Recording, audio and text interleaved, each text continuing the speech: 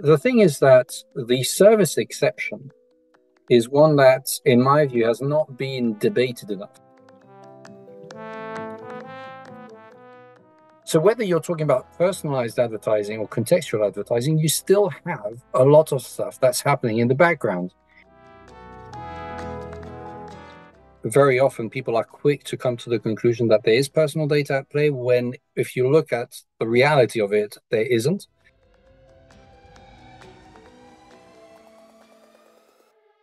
Hello everyone, I am Sergio Maldonado and this is Masters of Privacy, a set of interviews covering the intersection of marketing, data, privacy and technology with a clear goal in mind, which is redefining the relationship between people, brands and media around transparency and control. Which is to say, we're aiming for real customer centricity, or if you will, human centricity. We regularly talk to DPOs, CMOs, CDOs, and whoever else we find interesting and able to share valuable insights. So we hope you like it. Please do reach out if you have any ideas on future topics or speakers.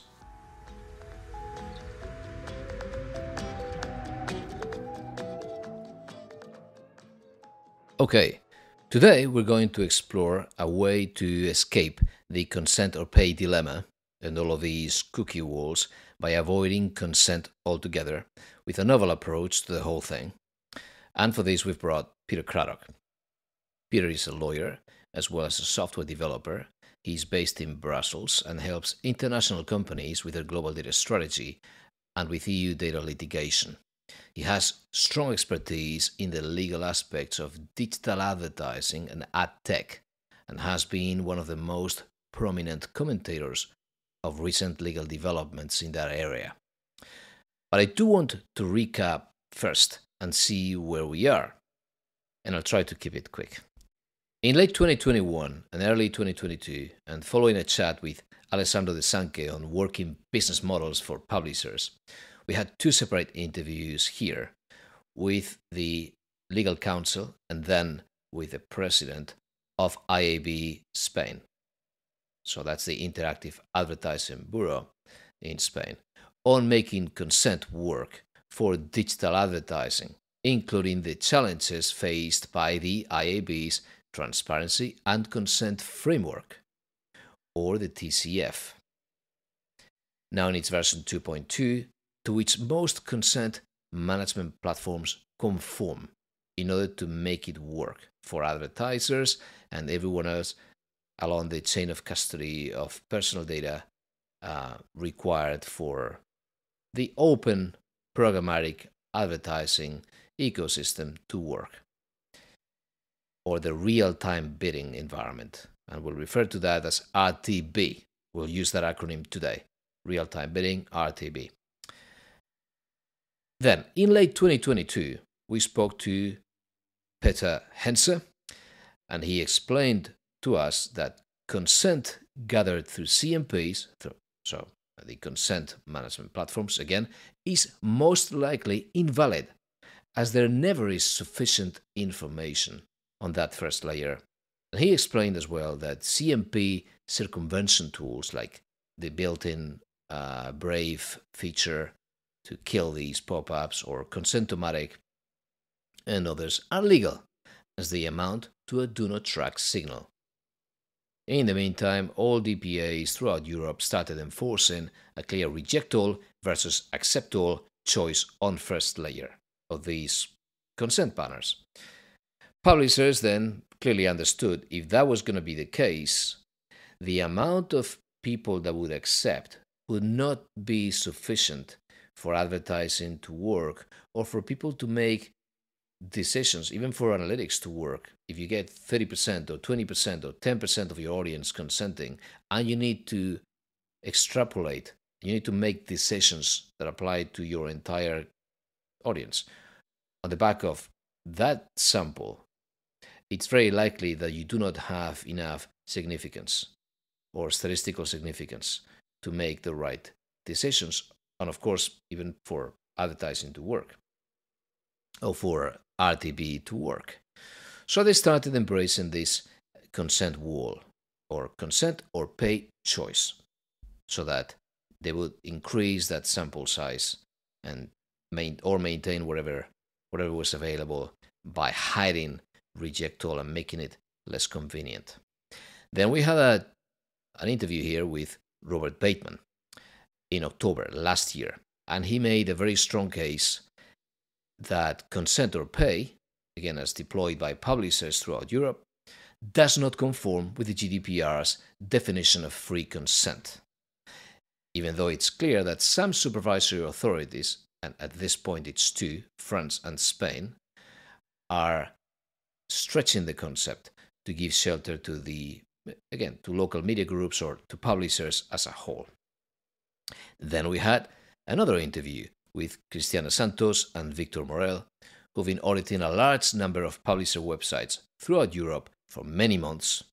They've published very popular papers. One of them is titled "Your Consent is Worth 75 Euros."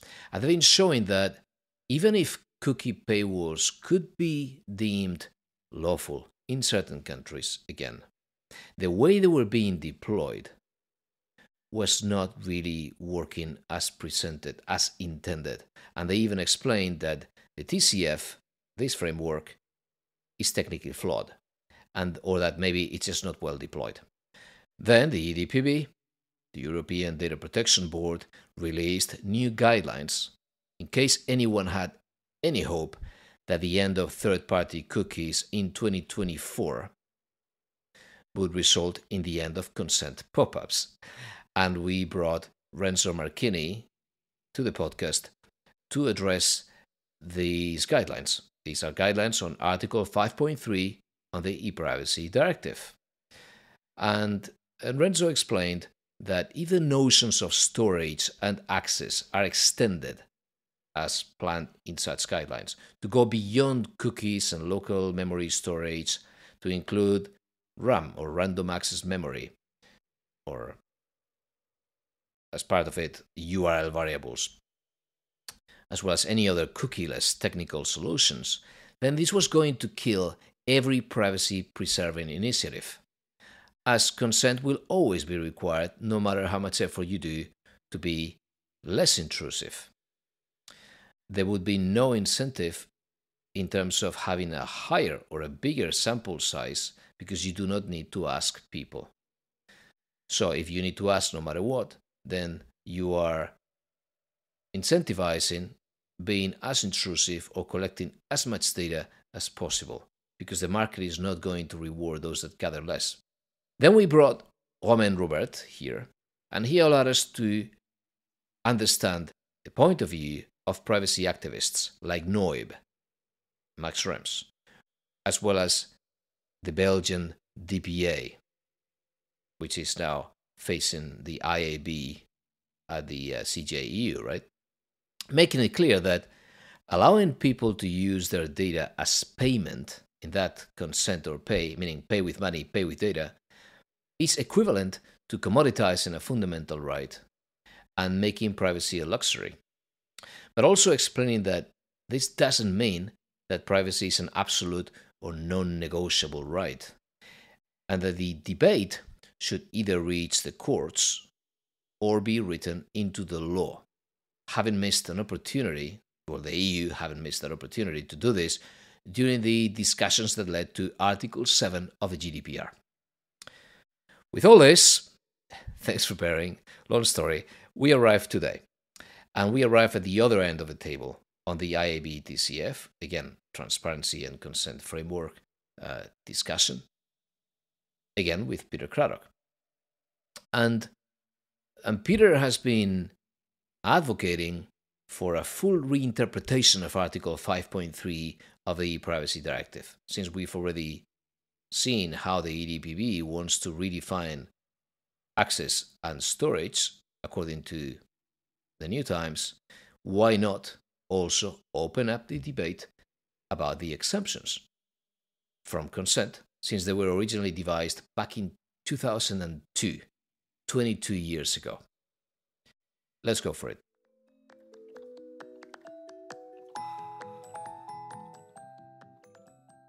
Peter, thanks for coming. Thank you for having me. You've been writing a lot. I think you're quite prolific in the space where where I am. But the one thing that called my attention is that you were advocating for a new look at the ePrivacy Directive. And it comes at a time, I think it was a bold move, because it comes at a time when we had the recent guidelines and sort of public consultation. We all shared some opinions, some strong feedback. And then now you are advocating for something that I believe is really worth debating, which is that we look at 5.3 ePrivacy Directive again. And in the same way as back in 2012, the then WP29 thought analytical cookies are not as intrusive. And then the ICO would mention that in some guidelines. And then the CNIL carved out some exceptions. And now the Spanish agency has done the same thing. Why not keep going? And maybe instead of overstretching the notion of consent, of valid consent, why not simply accepting that maybe advertising is a technical necessity? Can you elaborate on that, please? It basically comes down to what is a service, because under the ePrivacy Directive, under Article 5.3, we have basically our three categories. We have consent, which is the default, and then we have two options. We have one exception that's based on the service and one exception that's based on transmission of the communication. And the thing is that the service exception is one that, in my view, has not been debated enough. I get the feeling that authorities try to stay away from the cookie rule from Article 5.3 of the ePrivacy Directive simply because they didn't really have the means to enforce it beforehand and so on. So for many years, it was really a dormant provision. And then when the supervisor authorities got certain powers under the GDPR, then suddenly they started to use it as a means of enforcing the GDPR, because if a certain use of information that is personal data, that if that's in violation of Article 5.3 of the ePrivacy Directive, then basically it is also an unlawful processing of personal data. So they use that as a means of getting to GDPR enforcement. And so gradually we started to see a bit more reflections about how this works. The problem that I see is that we're getting to a point where everything is going to be subject to consent, because we have a new publication of these guidelines of the European Data Protection Boards that was at the end of November. And so the whole public consultation process, where basically they were stretching the notions of storage and access. And so I know that you had one earlier episode about that. And so that suddenly covers pretty much everything. But they explicitly said in there, we're not going to look at the exceptions. And they referred to this older document of the Article 29 Working Party. The problem is that older document was based on certain premises. Namely, it was really focused on cookies. And when suddenly you start stretching it to covering all sorts of other things, all sorts of other technologies, then that guidance doesn't apply anymore. It isn't relevant. And the problem we have is that online advertising today works on the basis of so many other bits of information that mean that the whole thing works. And so contextual advertising and personalized advertising, targeted advertising, they're basically all following the same set of rules. Namely, when I am loading a page or something on an app, basically that transfers some information from my device to the server. That server then says, well, we're also going to load an ad, and there's some information that's coupled to it. The problem is that in order to be able to have advertising that works, you need to do some form of validation, because otherwise I could have a bot farm where I'm just running lots of computers that are loading the same page over and over again. And then basically, if I'm the advertiser, then someone is loading my page a lot of times. I think, oh, very popular, I'm going to pay a lot for those ads. But it turns out that they were basically just bots. They were just pumping my advertising budget. And it could be that we have a set of humans in a room. There's this image of a factory in which you have hundreds of computers and people behind them all loading the page. Whether it's a bot or a human, you still have to check, is it fraudulent? Is it a valid view? And this is all based on other information than cookies. There are lots of other bits of information that are used to create that information. Is it a valid view or not? So whether you're talking about personalized advertising or contextual advertising, you still have a lot of stuff that's happening in the background. And a lot of people, especially lawyers, tend to think contextual advertising means no data, which is wrong, which is just wrong. And so we do need to have some bits of information that are used, otherwise the whole online advertising ecosystem just falls apart. But that information is necessary in order for the ads, for whatever ads, to be able to work. And a lot of digital properties out there, of websites and apps, run on advertising because that's the business model. And so if you want to allow that business model, then you have to allow the fact that in order to function, these ads have to be able to load, and you need to be able to verify that the ad is loading for a relevant target audience, not just a bot or a person in a factory of people who are loading pages. So this is kind of the context, and it's something that means that, in my view, and so here I'm purely talking in my personal capacity, that there's a lot of work that needs to be done to make views evolve regarding these exceptions, and in particular then the service exception.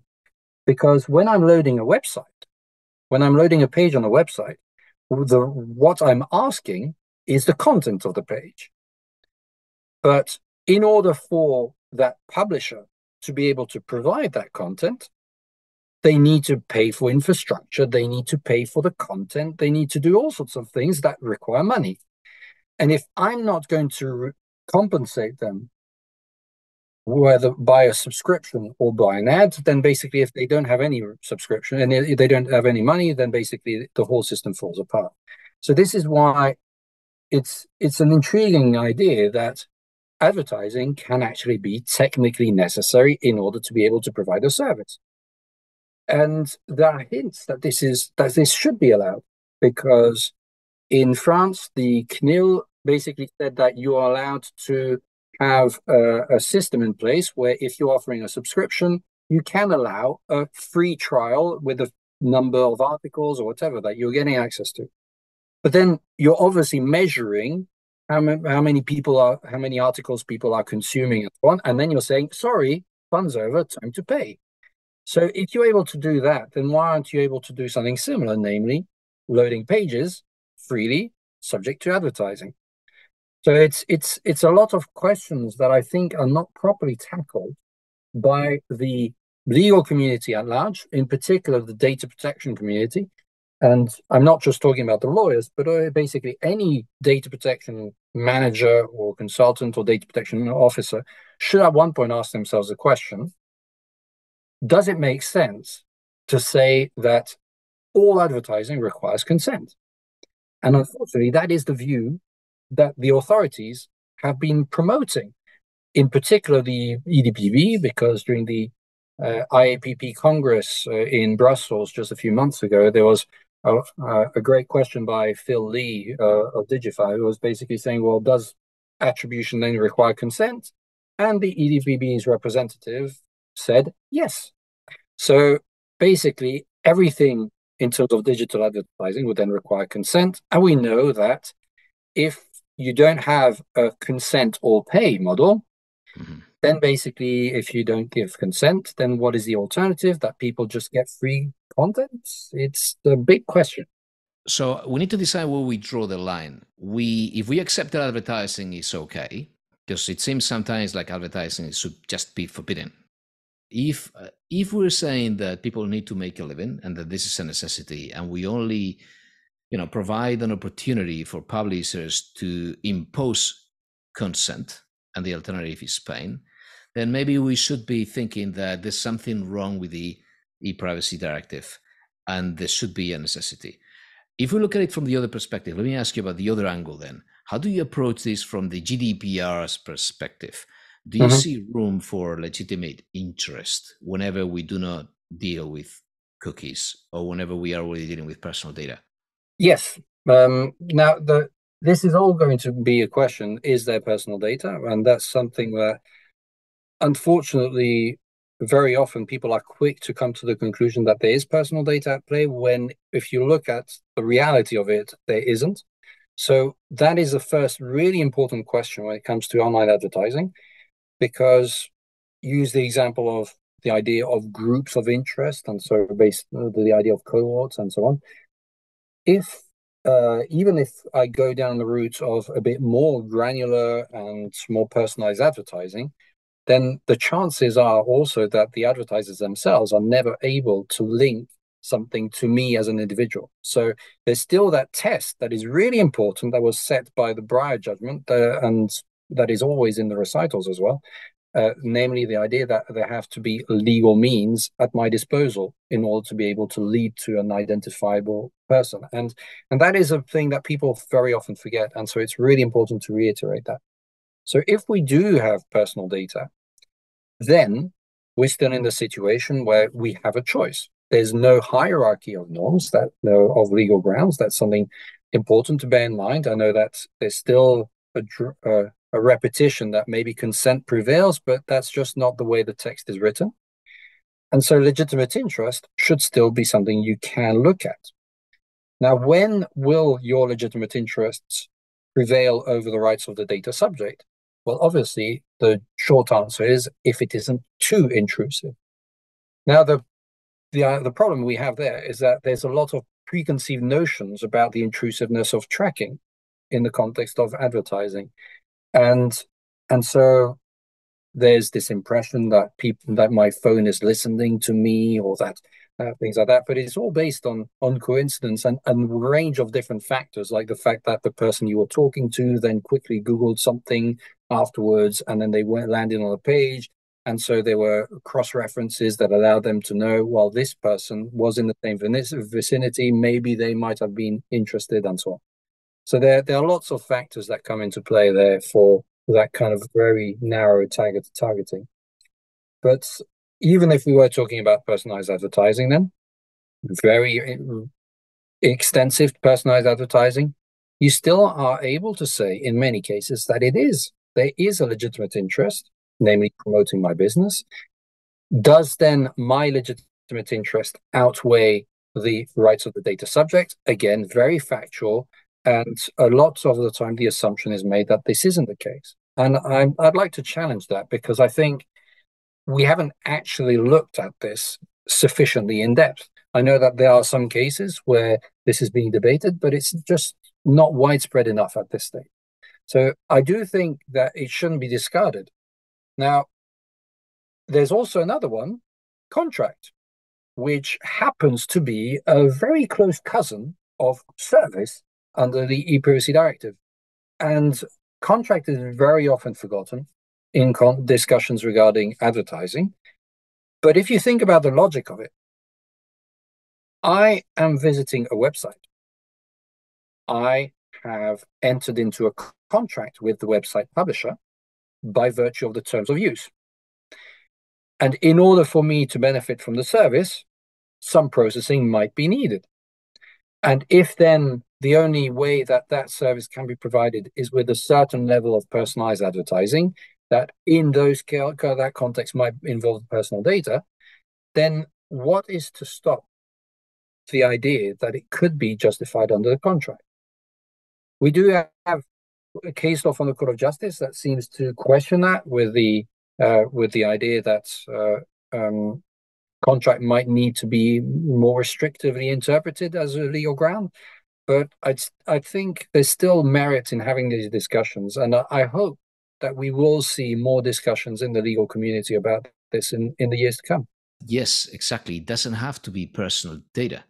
There's many ways to avoid going all the way down to the individual. And if you have a Exactly. legitimate interest test, as you're saying, that's fantastic, because that would probably discard the most, the riskier scenarios. So I do see contract in the space in the world of attention and time, since we're already, being paid for our time, and time is already something that is being commoditized. Whereas privacy is more debatable. But what do you think about that debate? Since it's debatable, what do you think about data as a commodity yourself? Well, I know there's always this underlying question. It's a fundamental right. Yes, I think it is important to address this point because otherwise you can't get into the debate about it. And my response is always, well, yes, it is a fundamental right, and fundamental rights can be interfered with.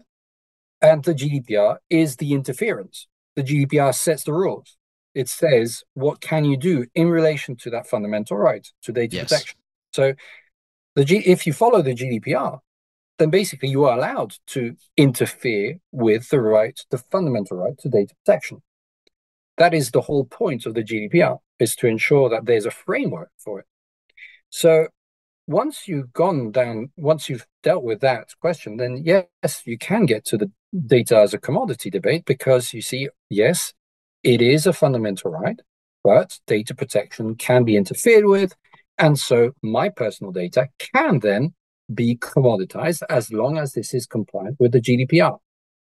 So that then leads to the discussion, well, can I sell my data to someone else? Should I get compensated for the fact that basically I am making my data available to someone else? There are lots of interesting ideas that are going around regarding data as a commodity. But if you think about the time aspect, well, yes, I don't see any fundamental objection to the idea of having a contract that says that in exchange for your time, you will be compensated, or that basically there will be advertising that is associated with the use of your time. And so ultimately, this comes down to how you build a product. An advertising product, but also the content product itself. How do you build that? What is the justification you give to it? And then how do you prepare that? And very often, I feel that digital products, whether they're advertising products or content products, have been purely pushed out, but without thinking about the legal strategy supporting them. And so, my job sometimes is to basically step in and try to see, well, how can we justify this? How can we make this sufficient in terms of justification that they will hold it before a court? And so it's sometimes a challenge because there's the intent to reach an audience, there's the intent to get something out there, but without necessarily thinking about how do we articulate it from a legal perspective. So that's something that's always a bit of a challenge, but it's really important for companies to understand that this is an important point for them. They need to think about the data protection aspects when they are building a digital product so they can then be ready for it.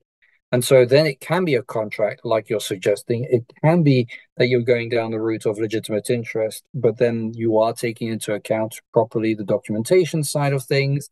You are properly taking into account data subjects' rights and how they can exercise that and the balancing of interests, all of that. If you think about it, if you document it, then you're anyway, as a business, doing way better than many others. And then if someone comes along and challenges that, then at least that business would have an answer. And that is something that's very often missing in these discussions because companies don't necessarily have the answer in advance. Very good. It seems like worldwide, I mean, in the US as well, this is happening. There's a pushback against RTB these days. Things are getting sort of the general trend is really going against RTB. I'm not sure if it's been Johnny Ryan or it's been, all of the, all the studies, reports. The doors are closing for individualized one-on-one advertising and behavioral advertising that builds individual profiles. The problem, and this is the question, is that we have an industry. We've got media agencies, we've got trade desks, we've got large advertisers that are used. We've got the demand side that is stuck in this way of thinking, and I've heard this over and over again, and therefore they are demanding from the supply side that they keep the system where you can bet first on IDs, then on whatever follows, but following the same logic that we've had with cookies all along. What do you think about this? Do you think that by doing what we're doing, which is trying to, with the best possible intention, escape the joke of forced consent, we are maybe helping perpetuate a world depending on IDs? Well, there are a few things that are useful here to bear in mind. First, the point about RTB, I think it's important to address. I've seen that from the other angle because obviously I'm involved in the TCF litigation, but the aspect about RTB that I find the most surprising as a kind of enduring myth is that when we approach it from a European perspective, we're not talking about RTB in general. We're typically talking about basically open RTB itself, which is a specific approach of it. And then even more often, we're talking about the interaction between the IB Europe Transparency and Consent Framework and open RTB in that context. And then all the discussions regarding sensitive data and so on become irrelevant because that's just not allowed in that framework. So there's still a kind of perpetuated myth of the focus on sensitive data, and literally was the opening quote of the Belgian Data Protection Authority in their pleadings before the Court of Justice in Luxembourg. And I think it's something to mention because while there might be this political movement against things like RTB, I think very often it is based on some potentially inaccurate assumptions. And so if there is a political movement against it, sometimes I think it's just for the wrong reasons. And so there needs to be at one point sufficient industry pushback, I find, to say, well, no, you're doing these changes, but it's based on completely incorrect assumptions. Well, some might say they're accurate, some might say they're not, but at least there needs to be a debate about that. And so then if we think about moving towards cookieless solutions, you mentioned the idea of having privacy-friendly solutions. And I've worked with organizations that put in place privacy-friendly and centric solutions. But then suddenly now, with the new EDPB guidelines, they're thinking, well, suddenly they're going to kill it. Because what's the point in going for a privacy-friendly solution if, according to the new guidelines, you anyway would be subject to the same rules? Those guidelines throw it all down the drain. Every privacy-preserving initiative is dead with that. It is. And so basically cookieless is an illusion because you can say you're going cookieless, you can say you're doing something that's privacy-friendly, but in practice, if you're subject to exactly the same rules, and then you're basically doing the same, but with less data. So why would anyone want to work with you? That is the message that the European regulators are providing. And so it's an awful message for anyone who's working in that industry, because suddenly they're faced with the question, well, why would anyone come to us now? So this is something that I think is really important that the regulators have to address. They have to step up and say, well, maybe we spoke too soon, maybe we misspoke, we need to clarify some things. I know I've basically contributed to 2 sets of comments on that. One, indeed, that was basically in the name of our firm, but for clients who wanted to stay anonymous, and then another one through IB Europe. And it was so important. You had so many exchanges in both sets of submissions. I've seen that you have so many organizations that are really concerned about this direction. And so it's brilliant, I think, that there is some coordinated action at a political level going in one way. That means there's a debate. But the problem is the regulators are going in one specific direction that is not subject to any debate or any proper debate, any open debate. And so I think we are going to have this clash at one point where the intentions of the regulators suddenly come face to face, crashing into the consequences that they have. So that I think is really important to put back on the agenda, trying to go back to a really in-depth discussion about what the rules are, what they should be, and how do we do this in a way that makes sense, that takes into account business considerations, not just fundamental rights. Yes, because there's also a fundamental right to carry out a business. And so there is a lot of importance in having a level-headed discussion and not just rushing into things like regulators seem to be doing.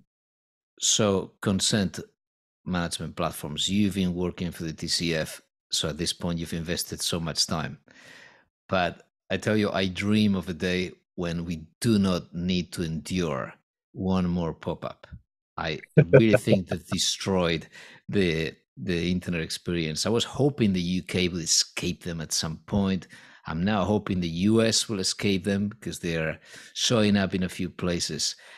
And I think you provide some hope with these ideas that you've been writing about, both in terms of the privacy. Let's look at advertising as something that we need to do. So it's a necessity.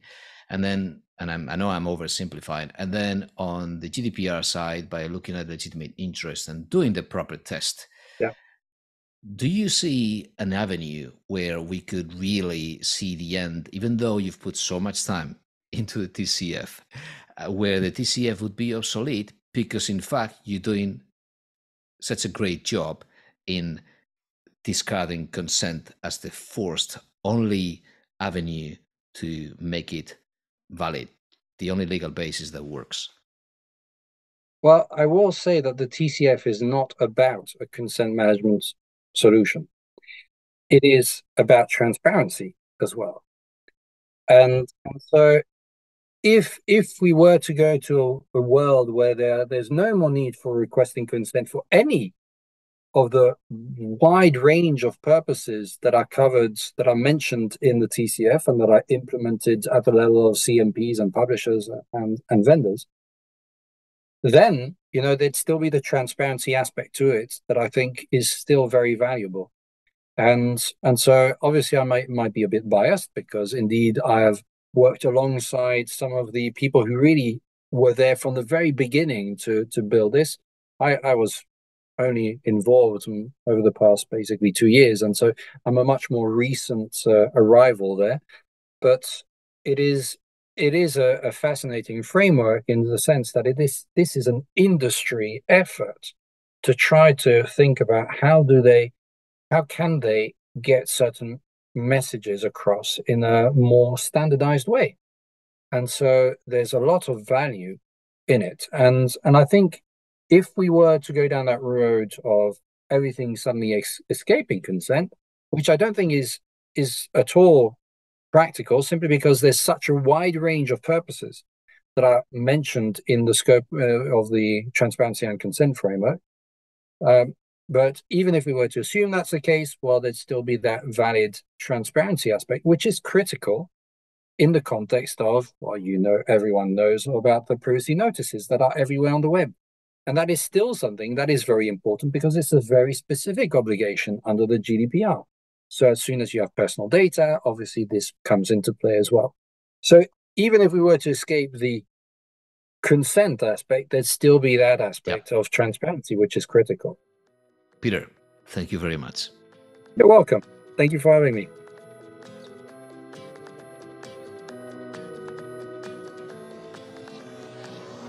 Okay, that's all for today. Please help us gain some visibility and grow in every sense of the word by hitting 5 stars on whichever podcast player you use if you think we deserve them. And remember that you will find some episode notes and links to our social channels on mastersofprivacy.com. Thank you for listening.